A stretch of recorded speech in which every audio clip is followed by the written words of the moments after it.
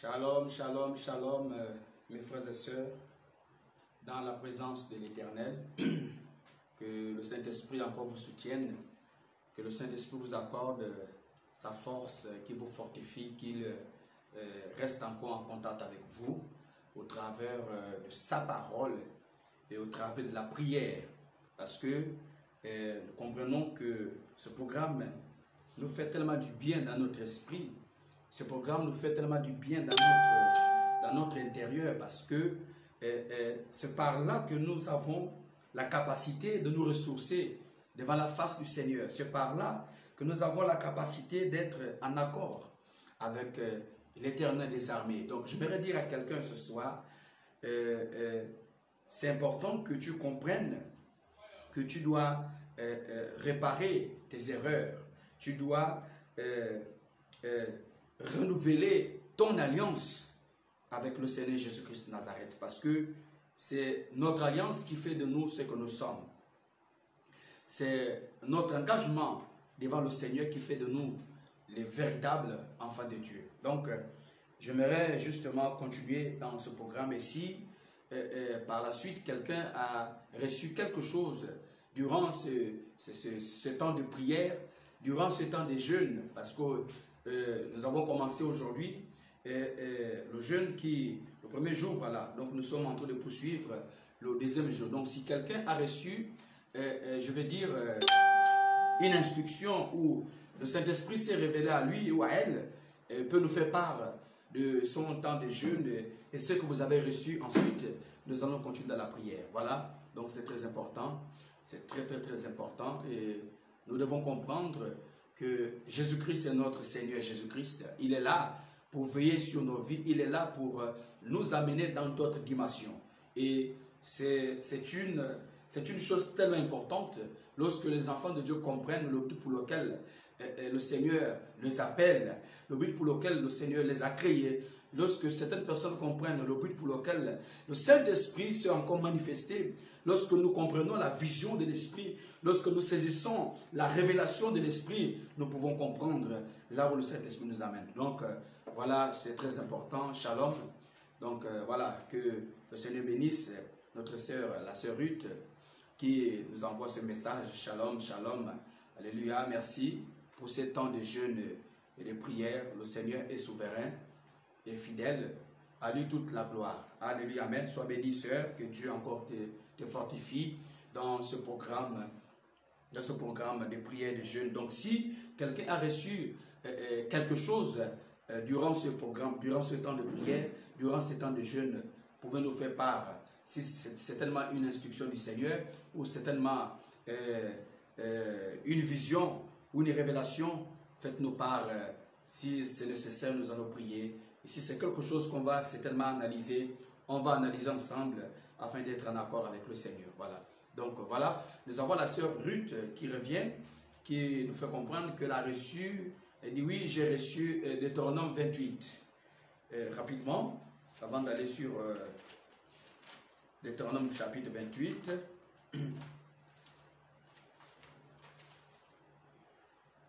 Donc je vais dire à la sœur chapitre 28, est-ce que c'est juste le chapitre 28, est-ce qu'il n'y a pas d'autres versets, ou bien on se limite seulement au chapitre 28. Merci Père Céleste, que toute la gloire te soit donnée. Voilà, donc nous avons ici Deutéronome 28. Avant de lire ce passage, nous allons remettre tout entre les mains du Seigneur. Père Céleste, nous te bénissons parce que tu es là au milieu de nous. C'est toi qui nous donne la vie. C'est toi qui se révèle à nous. Accorde-nous la révélation. Accorde-nous la révélation de ta parole. Au nom puissant de Jésus-Christ, Seigneur, viens prendre le règne, le contrôle. Viens nous guider. Amène-nous, Seigneur, à être en accord avec toi. Au nom puissant de Jésus-Christ. Nous te recommandons ce temps de prière.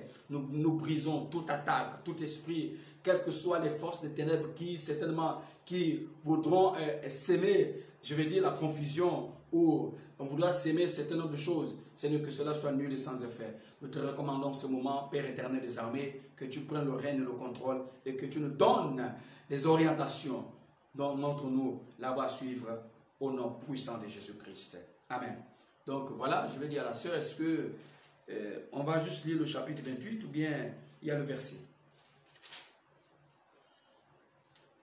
Voilà, bon, puisque certainement c'est ça. Si tu obéis à la voix de l'Éternel ton Dieu, voilà, donc voilà, elle a donné verset 1 à 8. Sois béni. Si tu obéis à la voix de l'Éternel ton Dieu, en observant et en mettant en pratique tous ces commandements que je te prescris aujourd'hui, l'Éternel ton Dieu te donnera la supériorité sur toutes les nations de la terre. Voici toutes les bénédictions qui se répandront sur toi et qui seront ton partage lorsque tu obéiras à la voix de l'Éternel ton Dieu. Tu seras béni dans la ville, tu seras béni dans les champs, les fruits de tes entrailles, le fruit de ton sol, le fruit de tes troupeaux, les portes de ton gros et de ton menu bétail. Toutes ces choses seront bénies. Ta corbeille et ta houche seront bénies.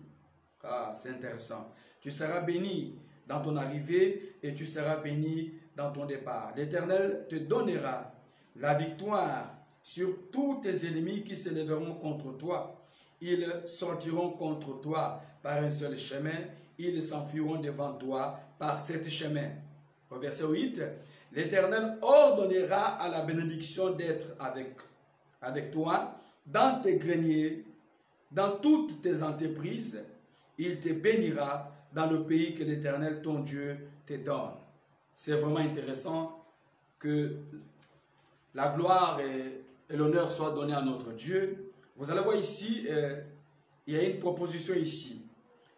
Ici, on dit, si tu obéis, la Bible est claire. Et Dieu, lorsqu'il établit ses lois, lorsqu'il appelle son peuple à une vie meilleure, lorsqu'il appelle son Église à la repentance, lorsqu'il appelle son Église à un changement de vie, il y a d'abord une condition. La condition, c'est quoi? C'est l'obéissance. Si tu obéis à Dieu, il dit, si tu obéis à la voix de l'Éternel ton Dieu, en observant et en mettant en pratique tous ces commandements que je te prescris aujourd'hui, l'Éternel ton Dieu te donnera la supériorité sur toutes les nations de la terre. Donc ici, il est question d'obéissance d'abord. Parce qu'on dit tout ce que nous devons avoir, toutes les promesses, tout ce que le Seigneur nous a fait comme promesse, tout ce que le Seigneur nous a donné, tout ce qu'il veut nous donner. Mais d'abord, c'est l'obéissance. Si nous n'arrivons pas à obéir à Dieu, si nous n'arrivons pas à être des personnes décisives, des personnes agréables, des personnes qui craignent le Seigneur, des personnes qui marchent selon les voies du Seigneur, ce sera vraiment compliqué de bénéficier de certains nombre de choses. Donc, tout ce que la Bible parle ici, qui n'est rien d'autre que certaines choses que nous pouvons obtenir, nous pouvons avoir sur la terre. Mais la seule condition pour bénéficier de toutes ces choses, c'est de se mettre à la position à laquelle le Seigneur voudrait que nous puissions être. Voilà, c'est ça le problème. Maintenant, nous entendons, il y a tellement de promesses que le Seigneur nous a faites, mais si nous ne sommes pas d'accord avec lui, ce sera parfois difficile de bénéficier de ces choses. Voilà pourquoi j'interpelle mes frères et sœurs à comprendre ce passage. C'est tellement important. Ça rentre toujours dans le cadre de l'alliance que chacun d'entre nous doit avoir avec le Saint-Esprit, avec le Seigneur Jésus-Christ de Nazareth. Voilà, sœur, que Dieu te bénisse. Merci pour ces passages. Oui. Voilà, elle a encore donné Deutéronome 8. Deutéronome 8 au verset 2. 2 à 11. Ok, 8 au verset 2. Voilà, donc Deutéronome chapitre 8 au verset 1 à 11. Je crois que c'est ça. Il dit, vous observerez et vous mettrez en pratique tous les commandements que je vous ai prescrits aujourd'hui, afin que vous viviez et que vous vous multipliez et que vous entriez en possession du pays que l'Éternel a juré de donner à vos pères. Voilà, souviens-toi de tout le chemin que l'Éternel, ton Dieu, t'a fait faire pendant ces 40 ans. Voilà, pendant ces 40 années dans le désert, donc de ton désert, voilà, dans le désert, afin de t'humilier et de t'éprouver pour savoir quelles étaient les dispositions de ton cœur et si tu garderais si tu garderais ou non ses commandements. Il t'a humilié, il t'a fait souffrir de la faim, il t'a nourri de la manne que tu ne connaissais pas et que tu n'avais pas, connaissait pas et que n'avait pas connu tes pères, afin de t'apprendre que l'homme ne vit pas de pain seulement, mais que l'homme vit de tout ce qui sort de la bouche de l'Éternel. Voilà. Ton vêtement ne s'est point usé sur toi et ton pied ne s'est point enflé pendant ces 40 années. Reconnais à ton cœur que l'Éternel, ton Dieu, t'est châtie, comme un homme châtie son enfant. Tu observeras les commandements de l'Éternel, ton Dieu, pour marcher dans ses voies et pour le craindre. Car l'Éternel, ton Dieu, va te faire entrer dans un bon pays, pays de cours d'eau, de sources, de lacs qui jaillissent dans les vallées, dans les montagnes. Pays de froment, d'orge, de vignes, de figuiers et de grenadiers. Pays d'oliviers et de miel. Pays où tu mangeras du pain avec abondance, où tu ne manqueras de rien. Pays dont les pierres sont dures, sont du fer, et des montagnes duquel tu tailleras les reins. Lorsque tu mangeras et que tu saisiras, tu béniras autant pour moi l'Éternel ton Dieu pour le bon pays qu'il t'a donné. Ensuite il dit, garde-toi d'oublier l'Éternel ton Dieu au point de ne pas observer ses commandements, ses ordonnances et ses lois que je t'ai prescrits aujourd'hui. Voilà, donc ce n'est rien d'autre que la suite de ce que nous avons lu dans Deutéronome 28. Ici, le Seigneur vient encore révéler ici dans Deutéronome 8 au verset 1 à 11. Donc, nous sommes dans la phase, dans le processus de la repentance, de la réconciliation avec notre Créateur. Nous sommes dans le processus de la sainteté, de la repentance, de la sanctification, parce qu'il est question, c'est que toute chose doit être faite. Nous devons rétablir de l'ordre dans nos vies. Nous devons amener le Saint-Esprit à se révéler, à se manifester. Et c'est très important que nous comprenions ces choses. Parce que l'alliance dont il s'agit ici n'est rien d'autre que parfois un temps d'engagement de souvent certaines paroles que certaines personnes libèrent, comme je disais la fois dernière. C'est très important que nous arrivons à mettre en valeur que nous obéissons au Seigneur. Parce que c'est là le problème. Les hommes veulent avoir la visitation de Dieu. Les hommes veulent que le Seigneur se manifeste en eux. Les hommes veulent les bénédictions du Seigneur, mais ne sont pas prêts d'obéir au Seigneur. Si nous ne sommes pas prêts d'obéir au Seigneur, parfois les choses deviennent compliquées et les choses deviennent difficiles. Et dans ce temps de la fin, il est question d'obéissance. Obéir à quoi et à qui? Nous devons obéir à Dieu et ensuite suivre ses pas, ses commandements. Parce que lorsque Dieu a donné ses commandements à ses enfants, c'était pour...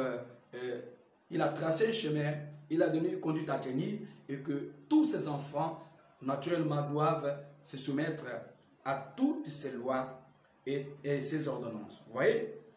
Donc, ça a été le cas de Néhémie parce que lui, en tant que serviteur du Seigneur, en tant que serviteur de l'Éternel, il connaissait la puissance de Dieu et à un moment donné, il n'a pas pu accepter, s'accommoder lorsque la muraille était détruite.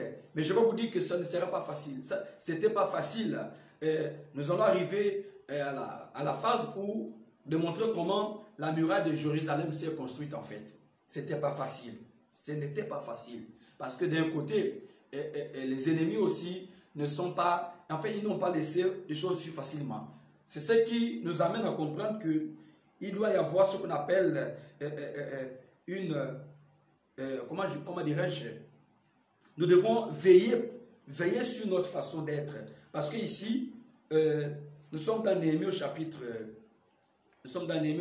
2, à partir du verset 11 Donc on explique ici que Néhémie inspectait les murailles de Jérusalem.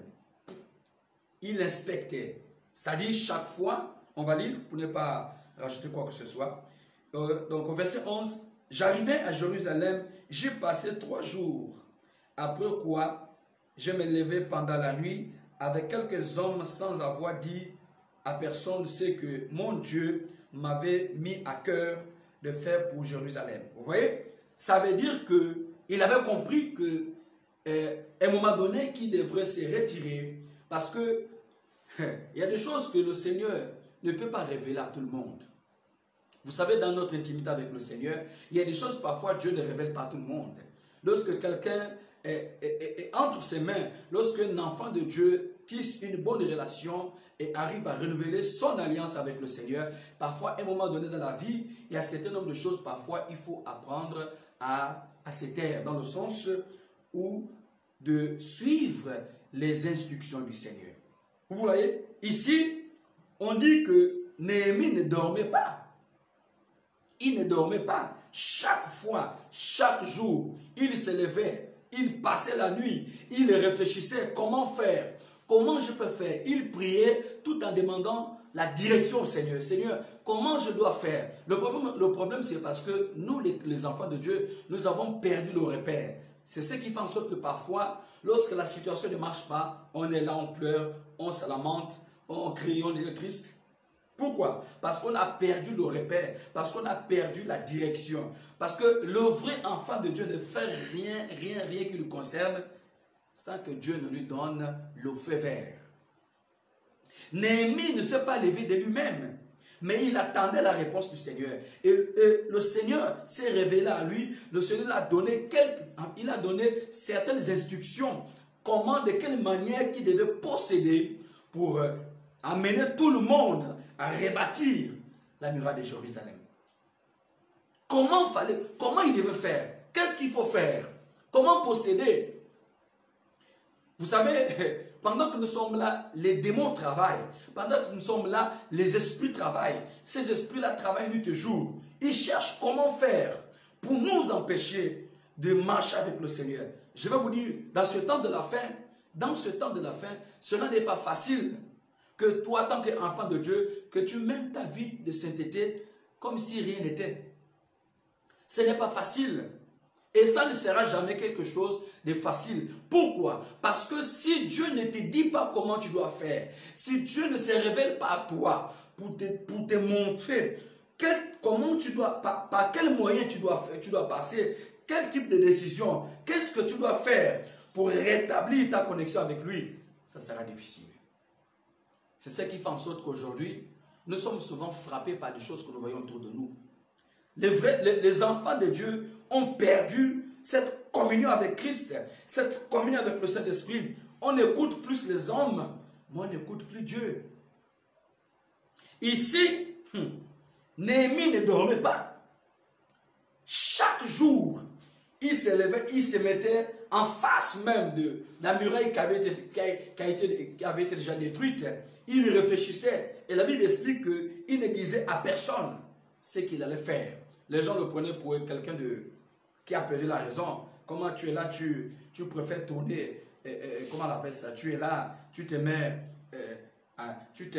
là où les choses ont été détruites. Et tu es là, tu réfléchis, on ne sait pas ce que tu fais. Donc, lui, il s'en foutait de tout ça. Ça veut dire que dans ce temps de la fin, tu vas fréquenter des personnes qui vont certainement te décourager.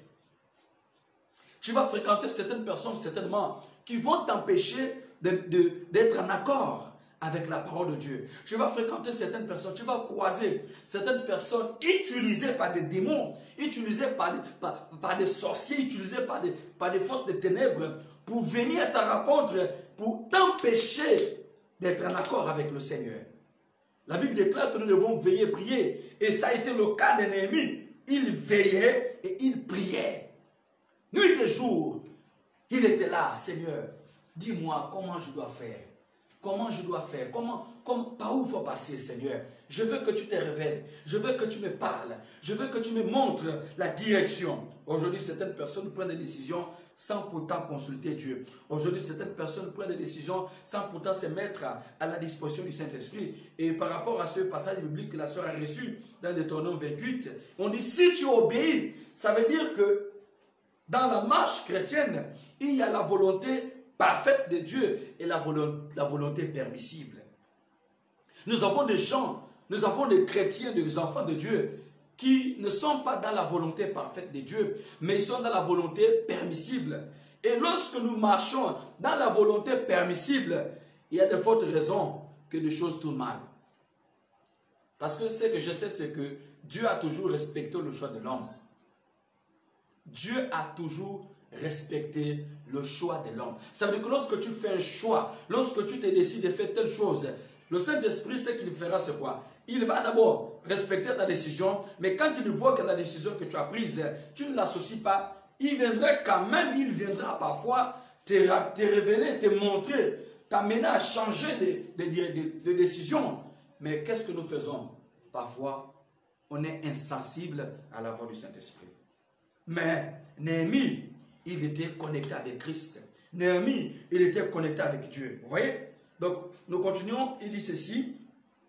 Et voilà. Après quoi, je me levai pendant la nuit avec quelques hommes sans avoir dit à personne ce que mon Dieu m'avait mis à cœur de faire pour Jérusalem. Il n'y avait avec moi d'autres bêtes de somme que ma propre monture. Vous voyez? Je sortis de nuit par la porte de la vallée et je me dirigeais contre la source du dragon vers la porte du fumier, considérant les murailles en ruine de Jérusalem et réfléchissant à ces portes consumées par le feu. Je passais près de la porte de la source de l'état du roi. Il n'y avait point de place par où put passer la bête qui était sous moi. Je montais de nuit par le torrent. J'ai considéré encore la muraille.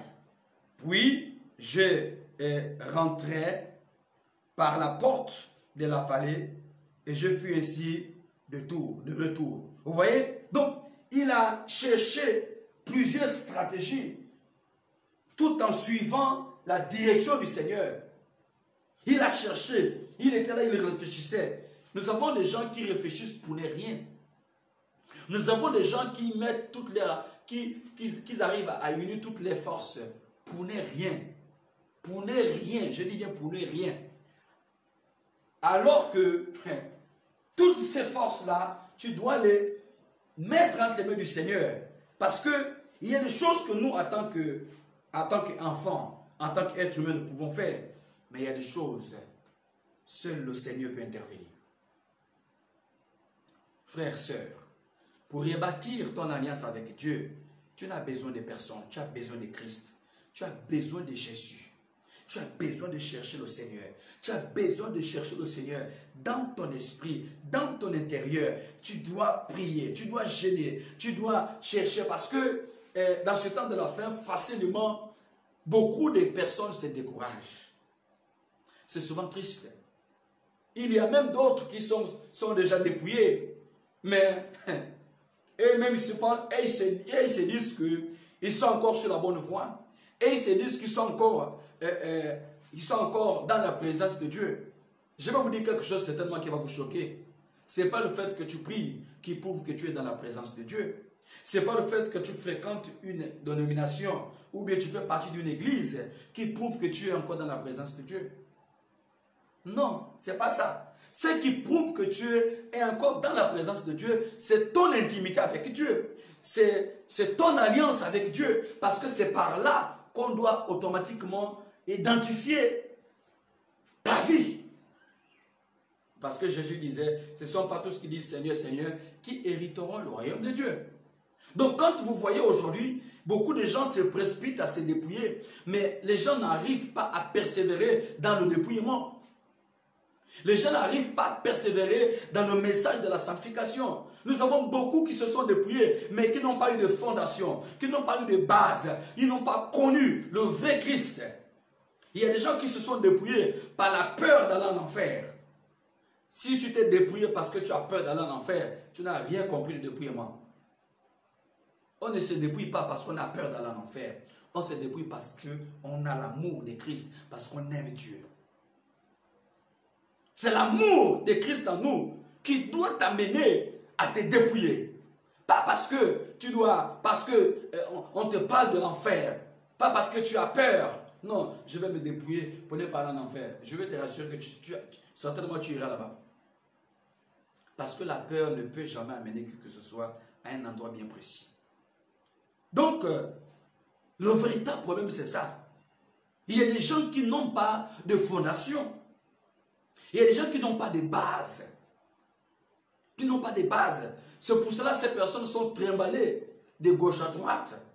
Si tu n'as pas de base, je suis en train de m'adresser à quelqu'un. Si tu n'as pas d'intimité avec Dieu, si tu n'as pas de base avec Dieu, c'est que sûr, tôt ou tard, tu vas t'affaiblir, tu vas te décourager.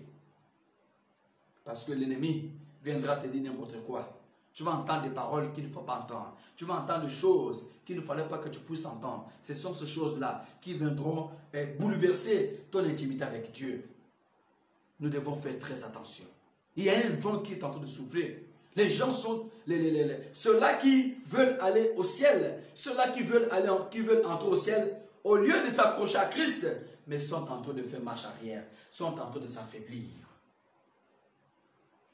Comment ça? Comment quelqu'un peut suivre le Christ, suivre le Seigneur et en même temps se décourager?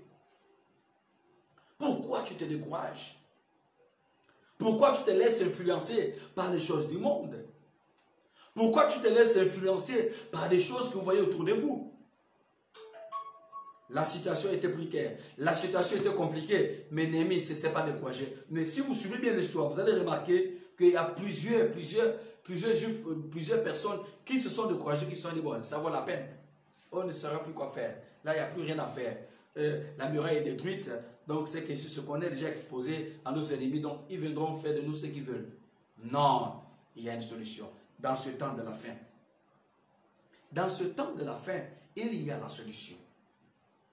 Ne te décourage pas. Ne t'affaiblis pas. Tu dois rester ferme. Tu dois t'accrocher au Seigneur Jésus-Christ. Donc, nous allons nous lever, nous allons prier. Nous allons demander au Seigneur de nous rendre solides. Nous allons demander au Seigneur de nous fortifier. Nous allons demander au Seigneur de nous assister. Nous allons demander au Seigneur qu'au travers de ces jeûnes et prières, que le Saint-Esprit puisse se révéler. Au nom puissant de Jésus. Gloire à notre Dieu, gloire. Gloire à notre Dieu, gloire. Gloire à notre Dieu, gloire. Gloire à notre Dieu, gloire. Gloire à notre Dieu, gloire. Gloire à notre Dieu, gloire. Gloire à notre Dieu, gloire. Gloire à notre Dieu, gloire. Alléluia, amen, amen. Alléluia, amen, amen. Alléluia, amen, amen. Alléluia, amen, amen. Alléluia, amen, amen. Alléluia, amen, amen. Alléluia, amen, amen. Alléluia, amen. Car il est beau, prier et digne de régner dans nous et souverain. Nous élevons nos voix pour l'adorer, l'agneau.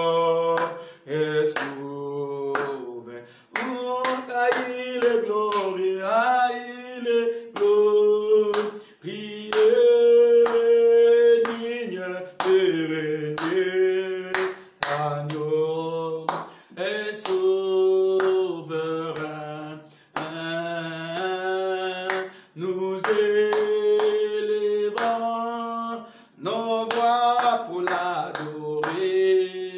L'agneau est sauvé. Maintenant, tu vas demander au Seigneur de te fortifier.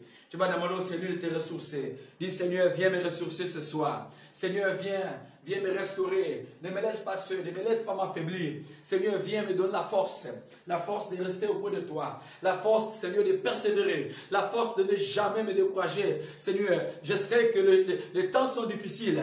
Je sais que les choses sont compliquées. Je sais que dans ce temps de la fin, l'ennemi s'est levé pour attaquer l'église. Je sais que dans ce temps de la fin, l'ennemi s'est déjà levé pour perturber l'église, pour perturber le corps de Christ. Mais je t'en supplie, Père, je lève ma voix au nom puissant de Jésus. Je lève ma voix, Seigneur. Je lève ma voix afin de libérer mon esprit. Afin de libérer mon esprit. Oh Seigneur, délivre-moi de la captivité. Délivre-moi du sommeil spirituel. Délivre-moi de la lourdeur. Délivre-moi de la paresse. Délivre-moi de la négligence.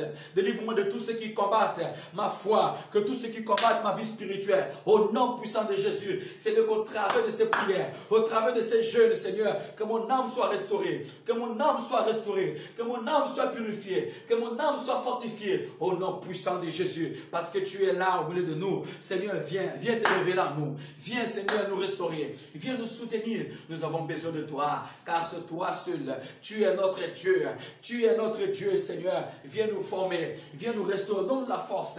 Donne la force, Père. Donne la force. Ne laisse pas, Seigneur, que l'ennemi puisse nous atteindre. Mais Seigneur, apprends-nous à t'obéir. Apprends-nous à t'adorer. Apprends-nous à te servir. Apprends-nous à faire ta volonté, parce que c'est celle-là qui libère. Parce que c'est celle-là qui libère. C'est celle-là qui libère au nom puissant de Jésus. C'est celle-là qui libère au nom puissant de Jésus. Je commence à détruire toutes les chaînes. Je commence à détruire, Seigneur, toute invasion d'esprit, toute invasion de sorciers, toute invasion de sorcellerie, toute invasion de démons qui se sont levés contre ma foi, qui se sont levés contre ma vie. Au nom puissant de Jésus, je commence à combattre les esprits de faiblesse, les esprits de lourdeur, les esprits de paresse par la puissance du nom de Jésus. Seigneur, viens me restaurer. Seigneur, viens me délivrer. Seigneur, viens délivrer, Seigneur, mes frères et sœurs. Viens délivrer ces ministères. Viens délivrer nos vies. Viens délivrer le corps de Christ dans le monde entier. Seigneur, que tous ceux qui combattent notre vie de prière, notre intimité, notre vie d'engagement, nos paroles d'engagement, les démons qui nous attaquent de près ou de loin, qui sont là chaque jour, chaque jour, en voulant nous atteindre au nom puissant de Jésus. Seigneur, je libère le feu. Je libère le feu maintenant. Je libère le feu maintenant. Je libère le feu maintenant. Oh Seigneur, descends. Descends, Seigneur, prends la nature du lion. Le lion de la tribu de Juda. Et commence à combattre. Et commence à combattre nos ennemis. Et commence à combattre nos adversaires. Au nom puissant de Jésus. Car ta parole déclare que celui qui est en nous est plus puissant que celui qui est dans le monde. Oh Dieu, que dans ce temps de la fin, je combats les esprits de découragement. Je combats les esprits de lourdeur. Je combats les esprits de paresse. Par la puissance du nom de Jésus. Seigneur, viens te révéler. Viens te révéler. Viens te révéler parce que tu es Dieu. Viens te révéler parce que tu es Dieu. Viens nous fortifier. Que cette nuit, Seigneur, que cette nuit, Père, parle-nous. Cette nuit, donne-nous les instructions. Révèle-nous ta parole. Aide-nous à marcher auprès de toi.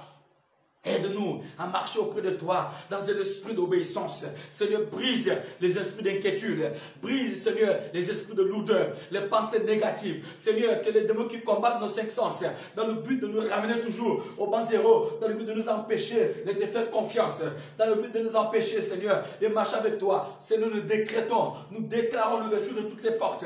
Je déclare par la puissance de Dieu, l'ouverture de toutes les portes et l'accomplissement de tous les projets.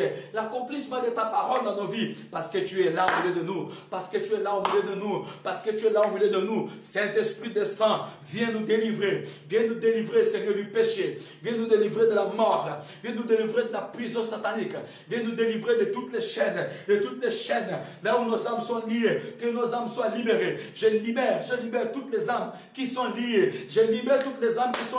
au nom puissant de Jésus, je libère toutes les âmes qui sont liées par la puissance, par la parole de Dieu. Oh Père Céleste, il y en a beaucoup qui ne savent plus quoi faire. Il y en a beaucoup qui ne savent où aller. Mais toi tu es là. Tu veilles. Toi tu es là, tu veilles sur Israël. Car ta parole déclare que tu ne dors ni ne sommeilles, Seigneur. Tu es là, tu veilles. Tu ne dors jamais. Oh, parce que tu es Dieu. Parce que tu es notre guide. Père, viens nous relever. si nous avons manqué de sagesse, si nous avons manqué de sagesse, et que si nous sommes en train de chercher nos propres volontés, une volonté permissible, au lieu de chercher la volonté parfaite, parce que c'est par la volonté parfaite que tu peux nous délivrer, que tu peux nous restaurer. Au nom puissant de Jésus. Merci Seigneur. Merci Père. Au nom puissant de Jésus, que toute la gloire te soit donnée. Assiste-nous Seigneur. Donne-nous la force d'être vigilants. Donne-nous la force de veiller sur nos vies, de nous tenir sur nos pieds, de garder nos vies, d'être sur nos gardes, d'être sur nos gardes, Seigneur, de ne jamais nous affaiblir, de ne jamais nous décourager. Au nom puissant de Jésus-Christ. Merci, Seigneur, que toute la gloire et l'honneur te soient donnés. Sois béni, Seigneur. Je libère, Seigneur, une protection. Je prie pour mes frères et sœurs dans le monde entier.